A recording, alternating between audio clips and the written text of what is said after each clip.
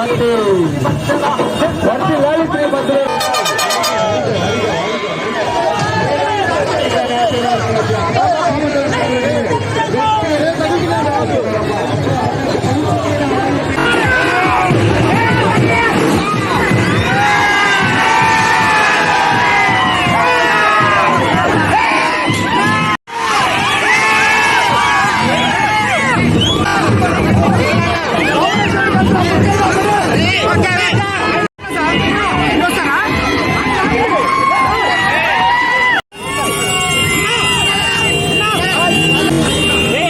అందరికీ ఫోటోలు సాయంత్రం ఇస్తారు.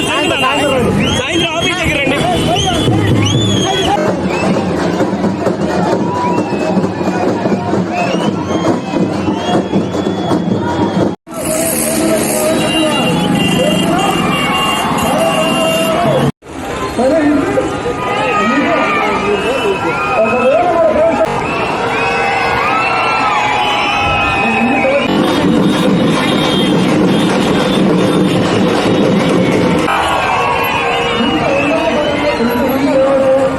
అందరికీ నమస్కారాలు.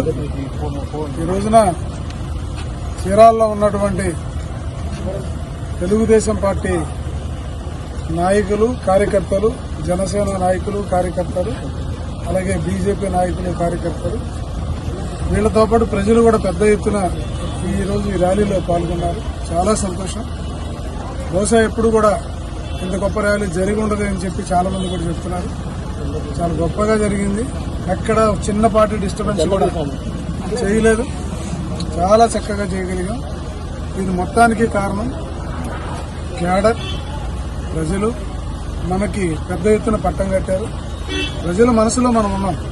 కానీ ఒక విషయం మొన్న మాట్లాడుతూ కృష్ణమోహన్ గారు మాట్లాడుతూ ఒక మాట అన్నారు. వాళ్ళు ఎవరినైతే ప్రతిపక్ష నాయకుడిగా ఉన్న నన్ను అవతల ఉన్నటువంటి ఎమ్మెల్యే తను విమర్శించలేదన్న.